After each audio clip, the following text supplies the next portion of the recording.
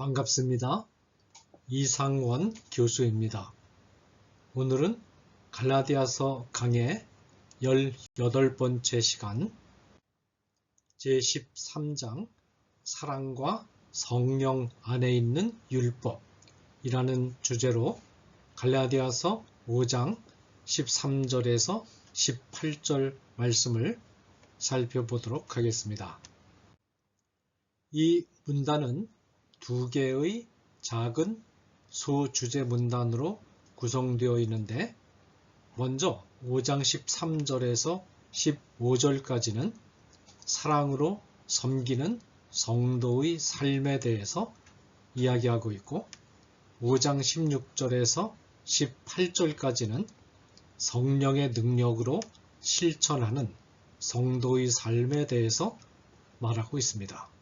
특별히 오늘은 전반부인 사랑으로 섬기는 성도의 삶에 대해서 가르치고 있는 5장 13절에서 15절 말씀을 같이 상고하도록 하겠습니다. 믿음은 사랑을 통하여 역사한다 라는 5장 6절의 언명을 통해서 의롭다 인정받는 과정에 관한 서술로부터 성도의 삶에 관한 서술로 서술의 중심이 이동하고 있음을 시사한 바울은 5장 13절에서부터 본격적으로 그리스도인의 삶의 문제에 관한 서술로 들어갑니다. 이미 말씀드린 것처럼 성도의 삶에 관한 서술은 이미 4장 12절부터 시작되었습니다.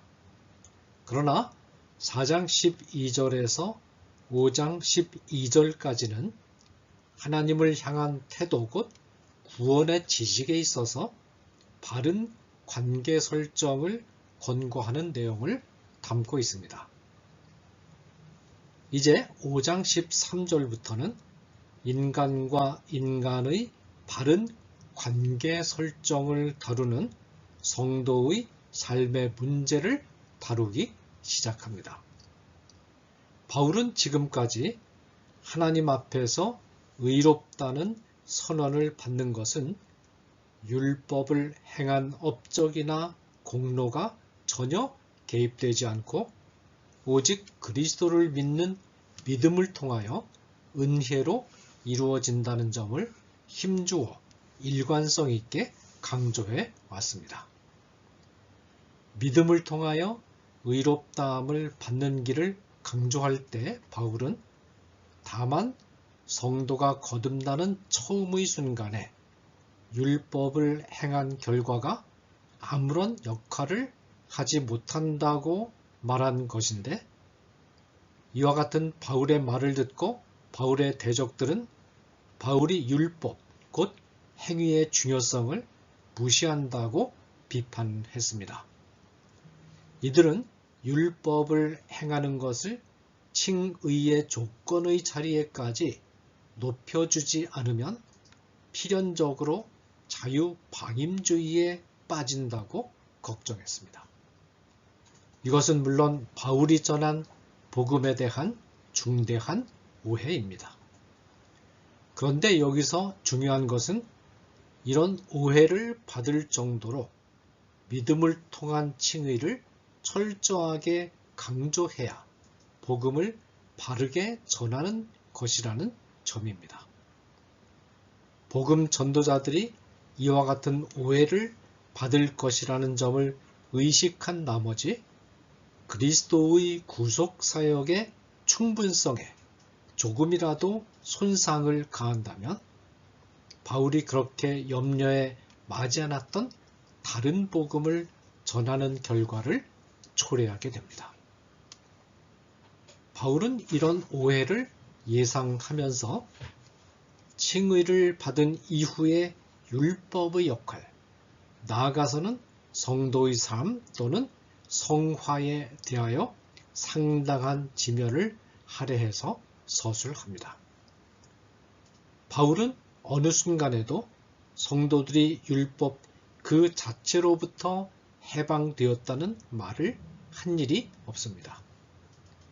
바울은 다만 구원의 조건으로서 율법을 모두 준수해야 한다는 어마어마한 부담으로부터, 그리고 율법을 지키지 못했을 때 율법이 가하는 무서운 정죄로부터 성도들이 해방되었다는 말을 했을 뿐입니다.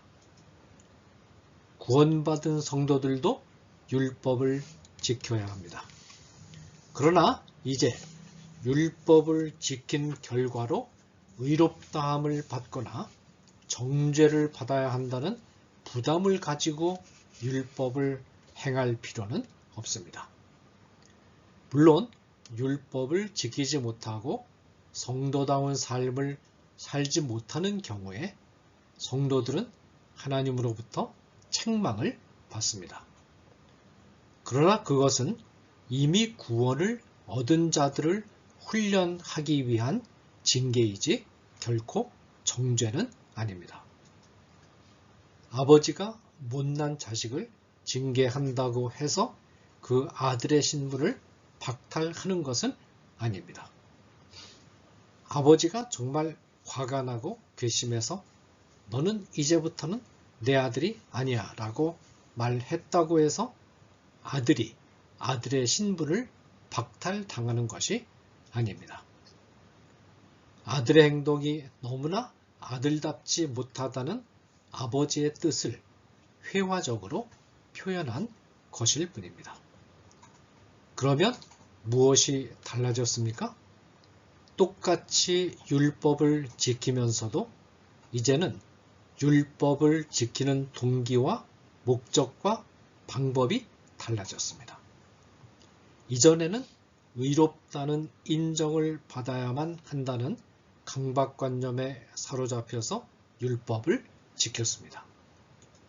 그러나 이제는 그와 같은 마음의 부담을 전혀 갖지 않고 우리가 받아야 할 죄책과 사망의 형벌을 십자가 위에 달리신 독생자에게 전가하시고 오직 은혜로 우리를 의롭다 하신 하나님의 사랑에 감사하고 감격하는 마음에서 우러나오는 자발적인 결단으로 율법을 지키는 것이며 자기 완성을 위해서가 아니라 하나님과 이웃을 사랑하기 때문에 율법을 지키는 것이며 자기의 힘에 의지해서 율법을 지키는 것이 아니라 성령의 능력을 힘입어 율법을 지키는 것입니다.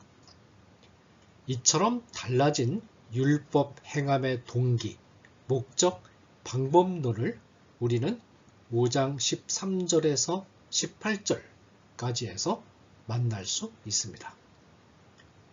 성도들의 바른 인간 관계 설정을 다루고 있는 5장 13절에서 6장 10절까지의 내용 가운데 5장 13절에서 18절은 총론에 해당합니다. 여기서 바울은 그리스도인의 삶 전체를 특징 지어주는 삶의 동기와 방법론 그리고 실천의 원동력을 밝히고 있습니다. 이 본문은 다시 두 부분으로 나누어지는데 13절에서 15절까지는 그리스도인의 삶이란 사랑을 통하여 섬기는 삶이 되어야 한다는 내용을 소개하고 16절에서 18절은 그리스도인의 삶의 실천을 위한 동력은 성령의 능력에 있음을 말합니다. 먼저 5장 13절부터 15절을 살펴보겠습니다. 13절입니다. 형제들아, 너희가 자유를 위하여 부르심을 입었으나 그러나 그 자유로 육체의 기회를 삼지 말고 오직 사랑으로 서로 종노릇하라. 바울은 성도들의 변화된 신분을 재차 상기시킴으로써 서술을 시작합니다. 성도들은 자유를 위하여 부르심을 입은 자들입니다. 성도들은 자유를 얻은 자들입니다. 여기서 말하는 자유는 의롭다함을 받기 위한 조건을 충족시켜야 한다는 강박관념으로부터 해방되었음을 의미하며 율법을 준수하지 못한 자들에게 내리는 형벌로부터 또한 해방되었음을 의미합니다. 하나님이 성도들을 부르신 것은 바로 이 자유 안에 들어가게 하기 위한 것입니다. 여기서 사용된 부르신다는 단어는 무엇으로부터 불러내다 라는 뜻인데 이 단어에서 교회라는 말이 나왔습니다. 교회, 즉 에클레시아는 하나님께서 죄와 사망의 사슬로부터 불러내신 성도들의 모임입니다. 그러나 바울은 이 자유를 육체의 기회로 삼지 말라고 경고합니다. 본문에서 말하는 육체는 인간의 신체를 말하는 것이 아니고 죄의 세력을 벗어나지 못한 채 타락과 부패에 물들어 있는 인간의 본성을 말합니다. 육체의 기회로 삼지 말라는 말은 악하고 부패한 마음속의 탐욕에게 마음의 틈을 주지 말라는 뜻입니다.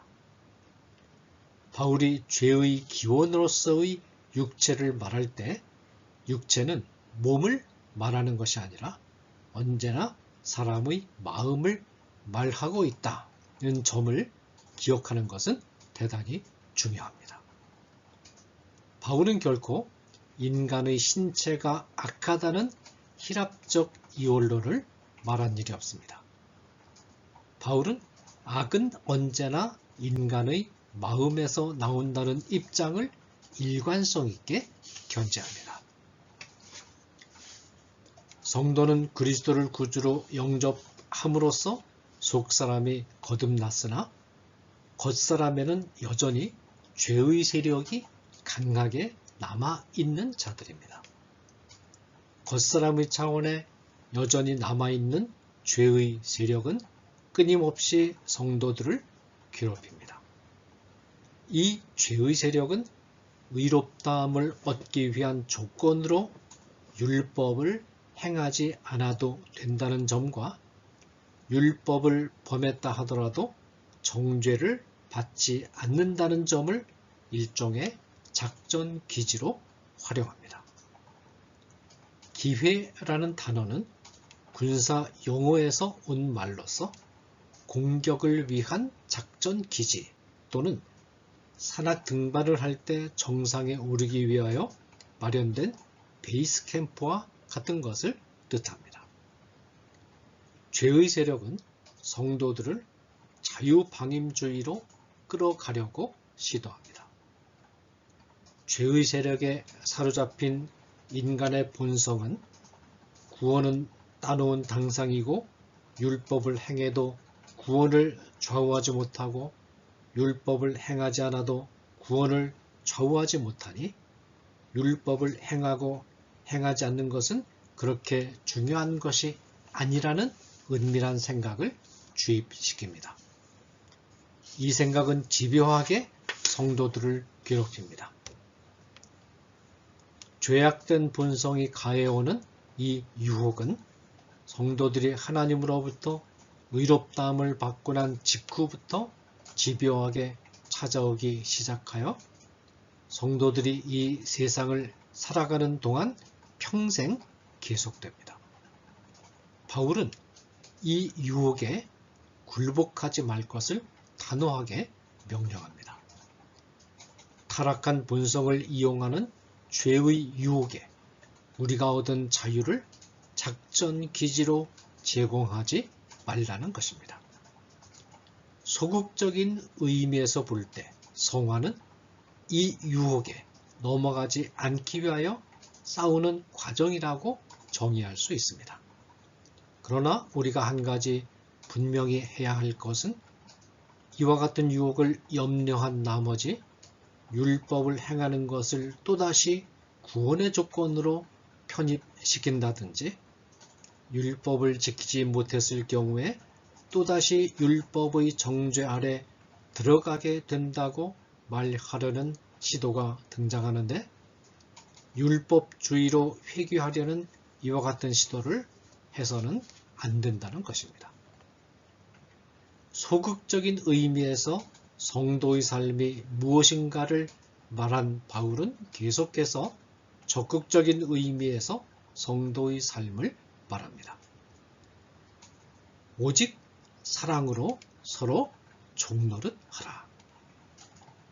5장 6절에서 믿음은 사랑을 통하여 표현된다 또는 역사한다 라고 말함으로써 믿음과 사랑의 긴밀한 관련성을 말한 바울은 여기서는 사랑의 실천 방법을 말합니다. 바울이 사랑을 말하고 있다는 것은 율법이 성도들에게 계속하여 유효하다는 것을 암시합니다. 왜냐하면 14절이 말하고 있는 것처럼 사랑은 율법의 완성이기 때문입니다. 온 율법은 내 이웃 사랑하기를 내 자신같이 하라 하신 한 말씀에서 이루어졌나니 사랑이 율법의 완성이라는 진리는 바울이 로마서 13장 10절에서 다시 한번 확증한 진리입니다. 사랑은 이웃에게 악을 행하지 아니하나니 그러므로 사랑은 율법의 완성이니라. 고린도전서 13장도 같은 맥락입니다. 바울의 해석은 예수님이 마태복음 22장 34절 이하부터 40절까지 해서 율법과 선지자의 대강령을 사랑이라고 밝히신 말씀과 같은 맥락입니다. 예수께서 이르시되 내 마음을 다하고 목숨을 다하고 뜻을 다하여 주 너희 하나님을 사랑하라 하셨으니 이것이 크고 첫째 되는 계명이요 둘째도 그와 같으니 내 이웃을 내 자신같이 사랑하라 하셨으니 이 두 계명이 온 율법과 선지자의 강령이니라. 오직 사랑으로 행하라는 말은 율법을 행함 또는 그리스도인의 삶의 실천의 동기 또는 이유가 사랑이어야 함을 뜻합니다. 이제는 사랑하는 마음으로 행하라. 하나님을 사랑하는 마음, 이웃을 사랑하는 마음으로 율법을 행하라. 사랑은 강요에서 나오는 마음이 아닙니다. 사랑은 철저하게 자원하는 마음이며 자발적으로 우러나오는 마음입니다. 그런 의미에서 사랑은 자유입니다. 사랑은 스스로 선택하는 것입니다. 성도들은 율법을 행하되 구원을 받기 위해서 반드시 해야만 한다는 강박적인 의무감으로 율법을 행하는 것이 아니라 하나님께서 베푸신 은혜에 감사하고 감격하는 마음으로 자발적으로 율법을 행합니다. 사랑이 바로 율법의 총론이며 사랑의 실천 방법이 율법을 행하는 것입니다. 본문은 사랑의 실천 방법은 서로 종노릇하는 것이라고 말합니다. 종노릇한다는 것은 서로를 섬긴다는 뜻입니다. 종이 주인을 섬기는 것처럼 서로를 섬겨야 합니다. 주인을 섬기는 종의 마음과 행동은 철저하게 주인을 위한 것입니다. 자기 자신은 최대한 낮추고 주인의 안위만을 생각하는 태도가 종의 태도입니다. 이와 같은 태도는 사랑의 본질과도 잘 들어맞습니다. 사랑으로 번역된 아가페는 자기 중심성을 극복하고 타인의 안위를 생각하는 태도를 뜻하기 때문입니다. 14절은 사랑의 명령이 지닌 의미를 요약하여 제시합니다. 온 율법은 네 이웃 사랑하기를 네 자신 같이 하라 하신 한 말씀에서 이루어졌나니. 사랑은 우리 자신을 사랑하는 것처럼 이웃을 사랑하는 것으로 정의되고 있습니다. 우리는 이 명령에서 내 자신을 사랑하는 것이 먼저 나오고 그 다음에 같은 태도로 이웃을 사랑하라는 명령이 나오는 것을 근거로 해서 이 명령은 먼저 자기 자신을 사랑하고 난 이후에 이웃을 사랑하라는 명령으로 받아들여야 한다고 해석하는 사람들이 있습니다. 그러나 이 해석은 본문을 잘못 읽은 결과입니다.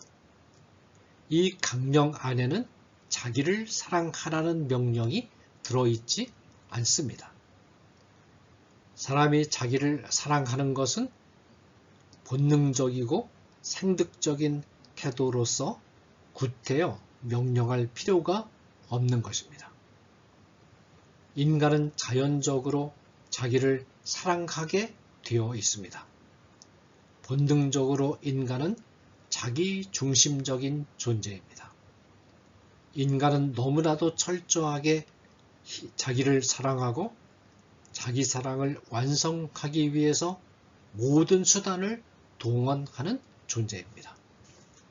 그러나 자기를 사랑하는 것처럼 이웃을 사랑하는 것은 본능적으로나 자연적으로 이루어지지 않습니다. 본능을 어느 정도 제어할 때만 비로소 이웃 사랑이 시작될 수 있습니다. 본능의 힘만으로는 결코 이웃을 사랑할 수 없습니다. 따라서 이웃을 사랑하는 것은 명령해야 합니다. 사람이 자기를 사랑할 때처럼 희생적이고 사심 없이 이웃을 사랑한다면 완벽한 사랑의 실천을 하는 것입니다. 이 사랑의 실천을 위해서는 이웃을 나의 입장에 두어보는 상상력의 훈련이 필요합니다. 이웃을 나의 입장에 두어 볼 수만 있다면 이웃에게 어떻게 행동해야 하는가는 자명해집니다. 이것이 사랑의 대강령의 의미입니다. 이런 의미에서 볼 때 또 하나의 대강령으로 소개되고 있는 명령도 표현은 다르지만 사실은 같은 내용입니다. 이 대강령은 마태복음 7장 12절에 있습니다. 그러므로 무엇이든지 남에게 대접을 받고자 하는 대로 너희도 남을 대접하라. 이것이 율법이요 선지자니라. 내 이웃을 내 몸과 같이 사랑하라는 명령이나 남에게 대접을 받고자 하는 대로 너희도 남을 대접하라는 명령이나 이웃을 나의 입장에 두어보는 훈련이라는 점에 있어서는 동일합니다. 성도의 삶이 소극적인 삶의 소극적인 특징과 적극적인 특징을 말한 바울은 당시 갈라디아 교회의 상황과 관련이 있다고 여겨지는 문제를 15절에서 잠깐 언급합니다. 만일 서로 물고 먹으면 피차 멸망할까 조심하라. 이 구절은 야수가 먹이를 앞에 놓고 서로 맹렬하게 다투다가 결국에는 먹이도 빼앗기고 모두 치명적인 상처를 입고 죽어버리고 마는 비극적인 광경을 묘사한 것입니다. 또는 뱀 두 마리가 서로 싸우다가 서로의 꼬리를 물고 집어삼키기 시작하여 마침내는 두 마리 다 죽어버리고 마는 광경을 묘사한 것이기도 합니다. 바울은 서로를 섬기는 사랑이라는 동기에서 행하지 않고 자기 이익을 추구하고 이용하려는 동기에서 서로를 지배하고 행동하면 싸움이 불가피하게 되고 이 싸움은 결국 싸움 당사자들을 모두 파멸로 몰아넣게 된다고 경고합니다. 감사합니다.